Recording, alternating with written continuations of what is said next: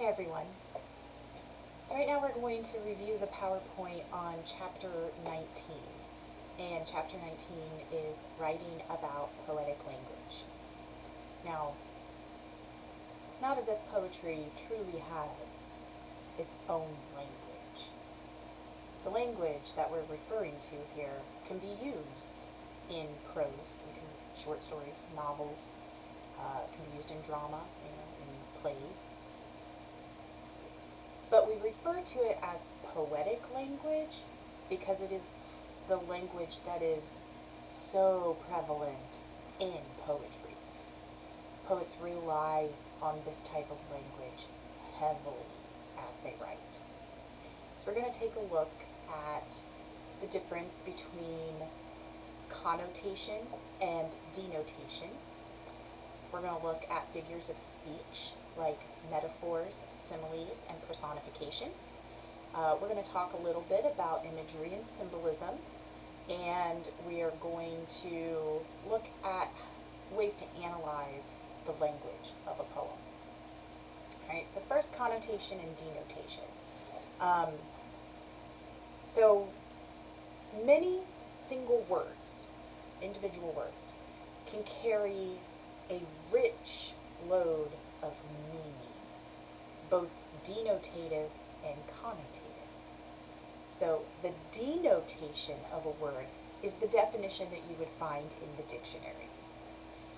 However, the connotation of a word is the emotional overtone that you might feel when you encounter that word, or the cultural associations that have been applied to that word over many, many years.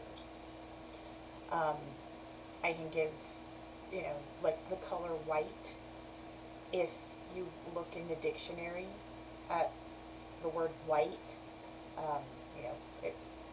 there'll be several definitions, but obviously it's just a color, on the spectrum, the absence of color. But there are also some associations with that color. If you think, white, why do brides wear white dresses, wedding dresses, on their wedding day? It's because white symbolizes purity.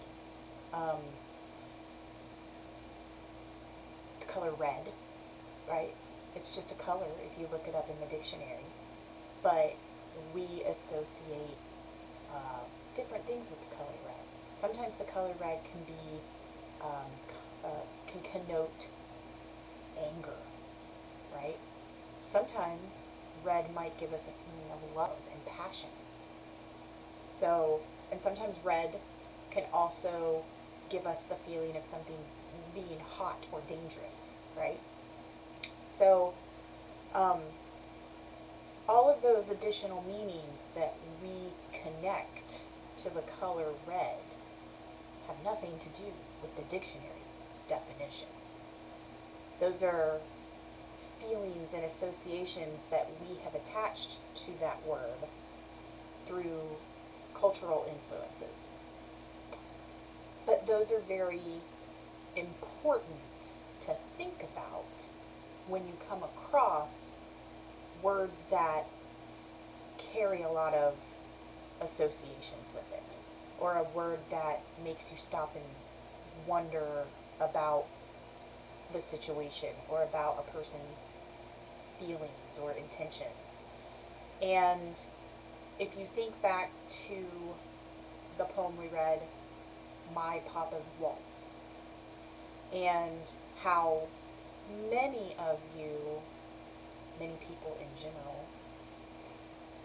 assume at first that the poem is about the little boy being abused by his drunk father. And yet, when we went through the poem line by line and sort of paraphrased each line, we saw that there actually isn't any abuse happening in that moment that's being described, that memory.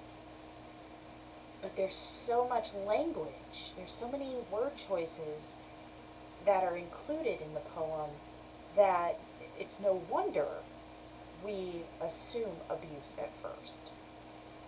Those words words have deep connotations for us. So if you think the whiskey on your breath could make a small boy dizzy, but I hung on like death, such waltzing was not easy. We romped. Even if you know what the word romped truly means, it still is indicative of very rough physical activity. So we romped until the pans slid from the kitchen shelf. My mother's countenance could not unfrown itself, just unfrown. I mean, she can't smile. The hand that held my wrist was battered on one knuckle. When we hear the word battered, a lot of us automatically think like battered women, right? The hand that held my wrist was battered on one knuckle. With each step you missed, my right ear scraped a buckle, and a buckle automatically makes us think of a belt, and we think of dad, unbuckling the belt, possibly to beat the child. You beat time on my head. Beat time. So just the word beat. With a palm caked hard by dirt, then waltzed me off to bed, still clinging to your shirt.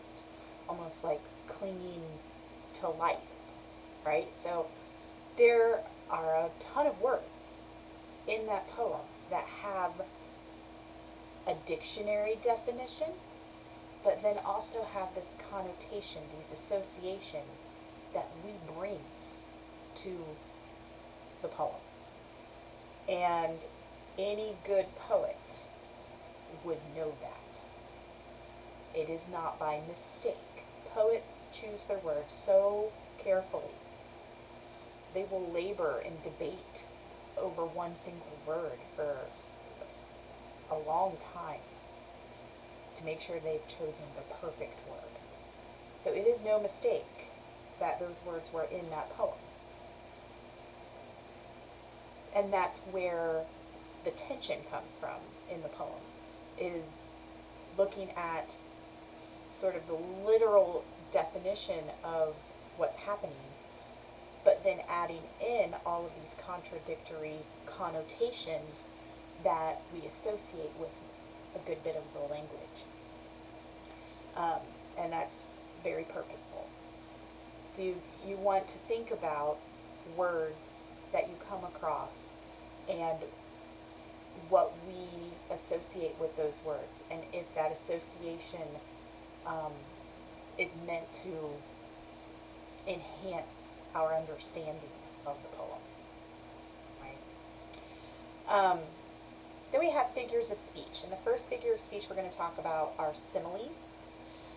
So a simile is when you compare two things by using the words like or as.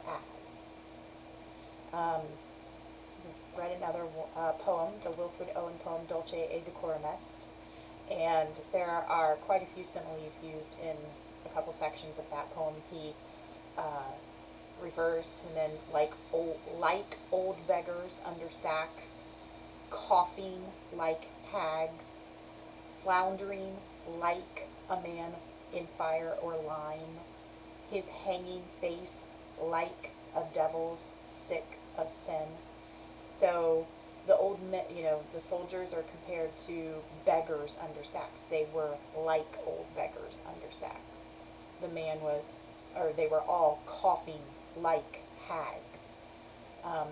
So it's just a comparison using the words like or as, so that the reader gets a clearer mental picture of what's being described.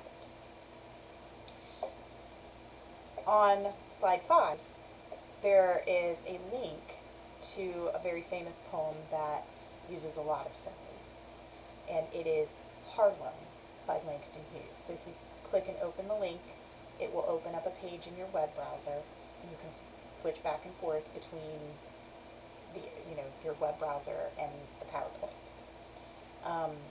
But that poem says, what happens to a dream deferred? So what happens to a dream when it's put off, when it's deferred?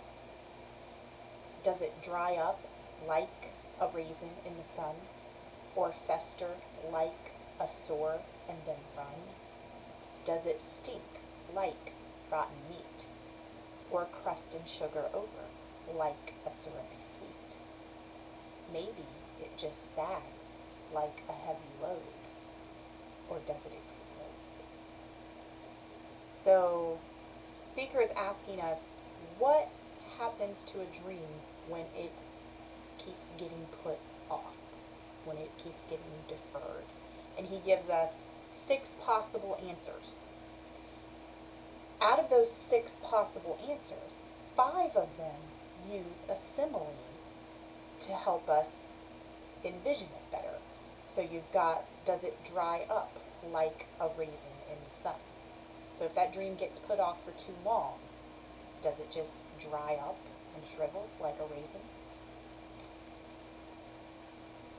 Or maybe when you put that dream off for too long, it starts to fester like a sore and then run, like run with pus. Yucky stuff. So he gives us 6 possible answers, but only 5 of them have the simile. The last one doesn't. Or does it explode? So let's finish that simile. Or does it explode like a bomb? That's what I think of when I hear the word explode. Perhaps you have other things that you think of when you think of what would explode. But he makes us finish the simile. Alright, so we get to come up with our own comparison at the end. But he leaves off that simile almost as if the poem did explode at the end, and we don't get to hear the rest of the simile. We don't get the rest of the comparison. But very, very specific and detailed and vibrant images that he's using for the comparisons each time. But it's a pretty cool way to ask that question. What happens when you put a dream off for too long? All of these possibilities. Or maybe it just explodes like, and we don't get the rest because it exploded, right? So another figure of speech, which is very similar to a simile, is a metaphor. Metaphor is also comparing two things, but this time we don't use the words like or as. So it's not saying that A is like B. It's saying A is B. Right, so it's a stronger comparison. We've read a couple of poems that use metaphor. If you think back to the Shakespeare sonnet, shall I compare thee to a summer's day? He says in there, thy eternal summer shall not fade. So he's comparing the beloved's lifespan to summer, right? Or in Dulce et Decorum Est, he says that the soldiers were drunk with fatigue, and when they start to put on their mask, it was an ecstasy of fumbling, right? So there's definitely comparisons within those phrases. Drunk with fatigue. So drunk being compared to being supremely tired. An ecstasy of fumbling. So this comparison of what we imagine ecstasy to feel and look like, and then this fumbling trying to get the masks on. So the metaphor goes beyond just the descriptive detail of a simile. It makes an association that can really only be imaginary. It's impossible in reality. So that's really where metaphor is a simile, like on superpowers. And it takes it to a whole different level, a whole different world. So there's a mental stretch that's involved, where we have to, kind of stretch our imagination, stretch our brains to figure out the comparison, and that's why they're so powerful. A person's life doesn't have seasons, except in a metaphorical way. A person can't really be drunk with fatigue. but now we can imagine what that moment looked like, right? So these aren't, the metaphors can't really be real, but that's why they work so well. And a lot of times they're not super difficult to understand, but sometimes we have to make an intellectual leap to fully understand the comparison and the intent of the metaphor. So especially like with the one from Dulce et Decorum Est, the ecstasy of fumbling. Ecstasy is typically associated with happiness, or passion. And clearly that's not the case here, since the phrase is describing the soldier's death, right? So we have to go beyond what we normally think of when we hear the word ecstasy. And it is most typically used in a positive way. But if you think about our feelings and our behavior in moments of ecstasy, it's very intense, it's overpowering emotionally, there's a lack of thought, there's a lack of conscious control in moments of ecstasy. So now we start to understand more what he means by ecstasy of fumbling. The soldiers are being overpowered. It's super intense. There's really no thought. They're fumbling in that kind of loss of self-control in a way. But in this case, it's not so positive. Alright, so those are metaphors. I have a couple examples. So on slide 7, you'll see that there's a link to a poem called Metaphors by Sylvia Plath. And this poem is so cute. I love it. It's called Metaphors.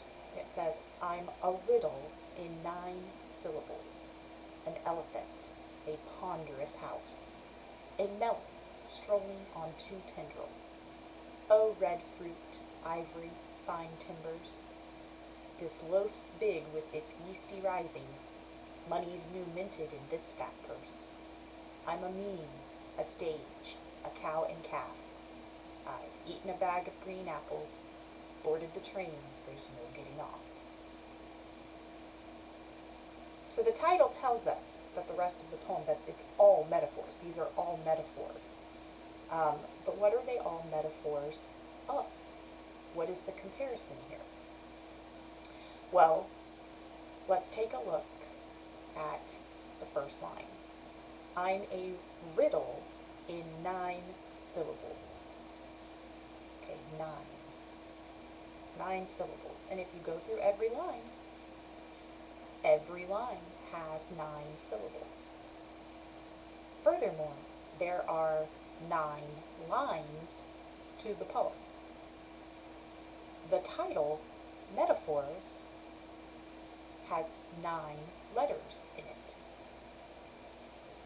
So, something significant about the number 9.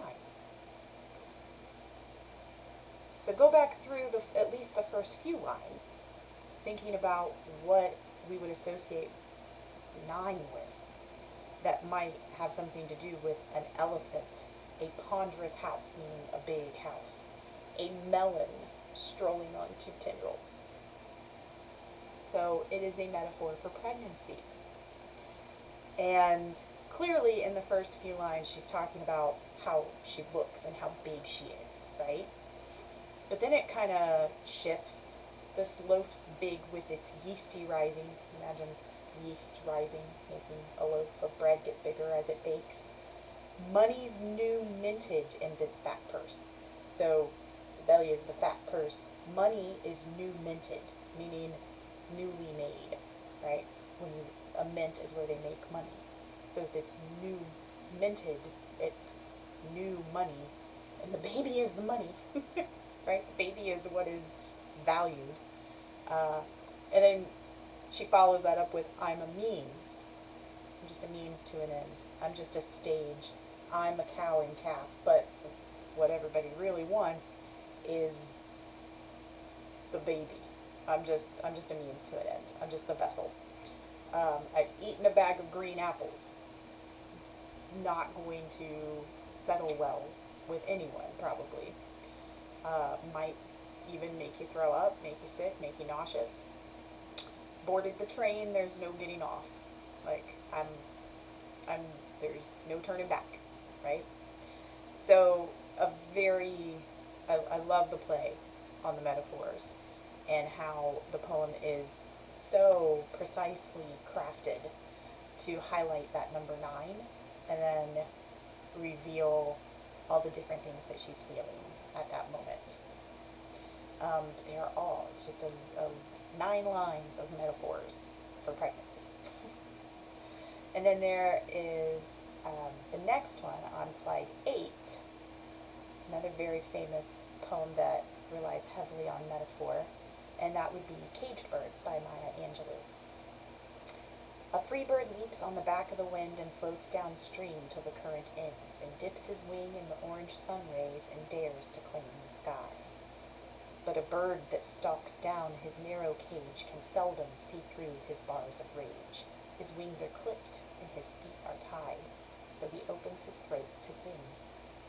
The caged bird sings with a fearful trill of things unknown but longed for still, and his tune is heard on the distant hill, for the caged bird sings of freedom. The free bird thinks of another breeze, and the trade winds soft through the sighing trees, and the fat worms waiting on a dawn-bright lawn, and he names the sky his own. But a caged bird stands on the grave of dreams, his shadow shouts on a nightmare scream. His wings are clipped and his feet are tied, so he opens his throat to sing. The caged bird sings with a fearful trill of things unknown but longed for still, and his tune is heard on the distant hill, for the caged bird sings of freedom. Love this poem. So it's an extended metaphor, okay? So this isn't just one moment in the poem where a metaphor is used to make a comparison and make us think. This poem starts the metaphor and then carries it all the way through.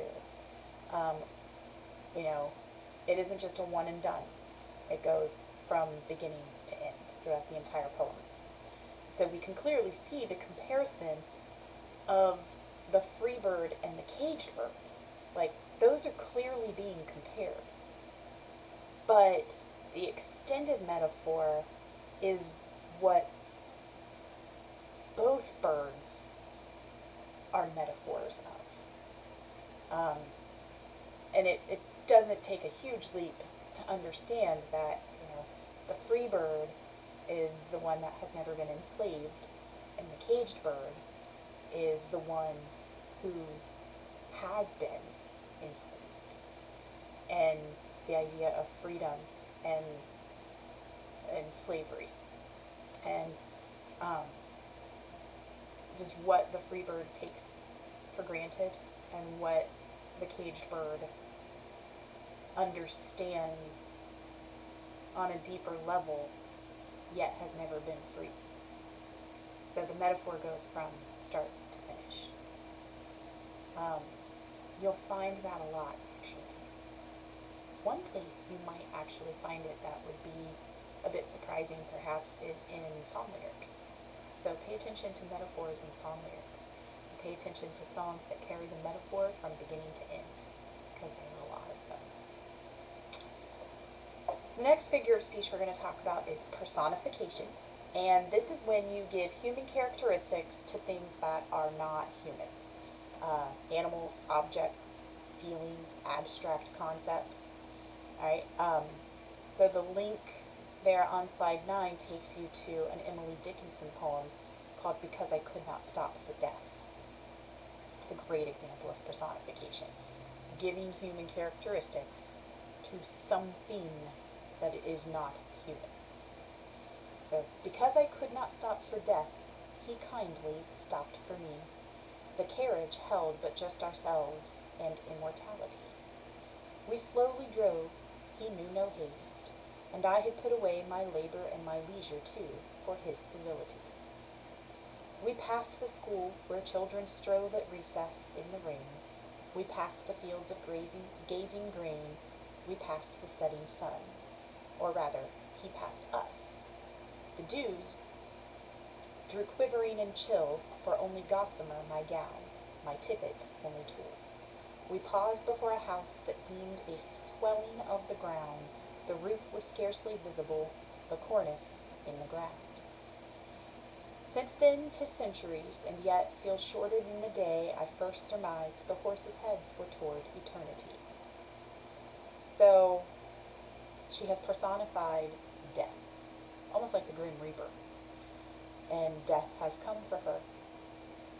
So she takes a carriage ride with him, and they see the sights, and then they reach, we paused before a house that seemed a swelling of the ground. So it's a grave. The roof was scarcely visible, the cornice in the ground. It's a headstone. So she's personifying death and her own death itself. But it's a really cool example of how to give human characteristics to an idea, to a concept. It happens with animals a lot. If you think of children's literature, fairy tales and fables, they are chock full of personification. Everything comes to life, right? So that would be our last figure of speech. So we want to get into imagery, right? Imagery, using words to create mental pictures, right? We've got visual, auditory, right? Gustatory is taste. Kinetic imagery is imagery of motion. Thermal imagery is imagery of temperature. And tactile is imagery of feeling and touch, right? They are all used heavily in poetry, but in other genres as well.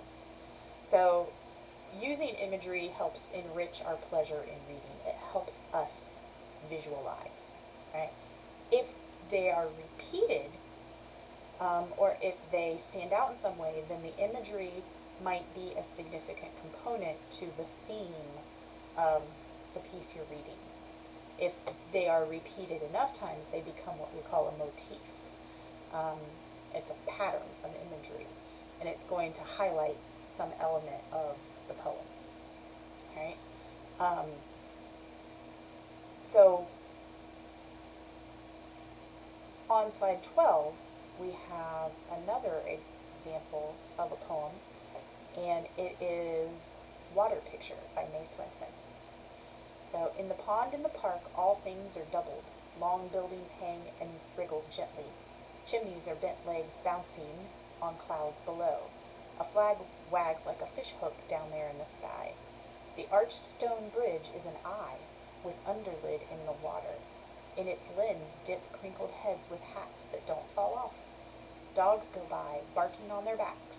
A baby, taken to feed the ducks, dangles upside down, a pink balloon for a buoy.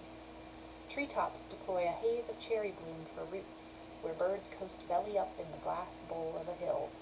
From its bottom, a bunch of peanut-munching children is suspended by their sneakers waveringly. A swan, with twin necks forming the figure 3, steers between two dimpled towers doubled. Fondly hissing, she kisses herself, and all the scene is troubled. Water windows splinter, tree limbs tangle, the bridge folds like a fan.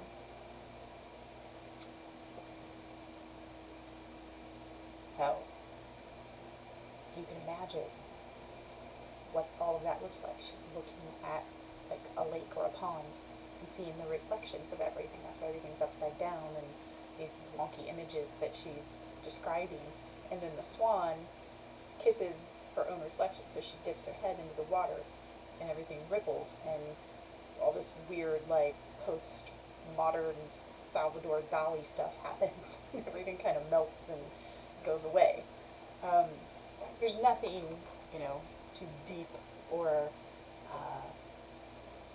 hard to understand about it, but it's just a very cool example of how to successfully create those mental pictures with words. So the whole poem is nothing but a series of images, and that's really the whole point of it, right? We could probably look into what it means that the swan kisses herself and everything, falls apart, but I'm mostly interested in just how the visuals were created Pretty cool. The next thing we're going to talk about real quick are symbols. So, a symbol is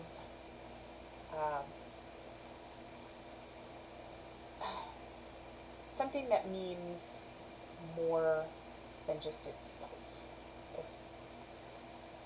right? So,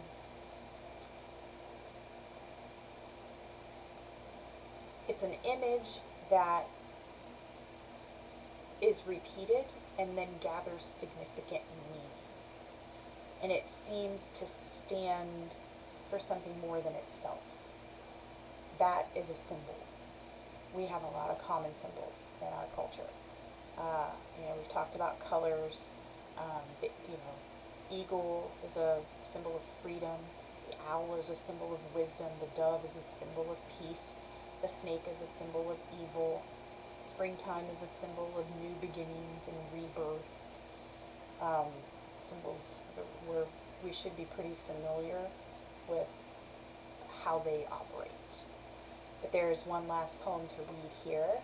If you look on slide 15, there's a link to a poem called Ozymandias by Percy B. Shelley, which is a very famous poet. So Ozymandias here. I met a traveler from an antique land who said, 2 vast and trunkless legs of stone stand in the desert. Near them, on the sand, half sunk a shattered visage lies, whose frown and wrinkled lip and sneer of cold command tell that its sculptor well those passions read which yet survive, stamped on these lifeless things, the hand that mocked them and the heart that fed. And on the pedestal these words appear, my name is Ozymandias, King of Kings. Look on my works, ye mighty, and despair. Nothing beside remains. Round the decay of that colossal wreck, boundless and bare, the lone and level sands stretch far away. So we have the speaker isn't really telling us the story. The speaker is telling us of a story that was told to him by someone else. So they're not his own words. Notice the irony, too. Ozymandias was this powerful and rich king and made sure that everyone would remember him, only to have his statue crumble. So what does the statue symbolize, right? He was so concerned with being powerful and being rich and having people, respect him and fear him. And he has this enormous statue built of himself with that inscription, look on my works, ye mighty, and despair. And then over time it just crumbles, right? So what does the statue symbolize? Because the statue is clearly the focus of the poem. So power and influence don't last. Time is always more powerful than anything or anybody else, right? It's not like someone came and destroyed the statue. It just crumbled and decayed over time. So, an interesting use of symbolism here. So, we talked about connotation and denotation. We looked at similes, metaphors, personification, a little bit of imagery and symbolism. So this was just a little preview of what poetic language is all about and how to find it in poetry, why it's used in poetry. And again, it's not only used in poetry, it's just used a lot in poetry. Start paying attention to song lyrics and see, of every genre, by the way. If we had more time, I would take you on a journey of the history of poetry and how, even before written language was a thing, we had poetry, spoken oral poetry, all the way up to the present day. And I would show you how hip-hop and rap music have embraced poetry, how they have become a cornerstone of the poetic fabric. But it's in all genres. So look for the poetic language, look at the poetry, look for the poetry in the music you listen to. If you have any questions about Chapter 19, let me know, as you guys are free to move on.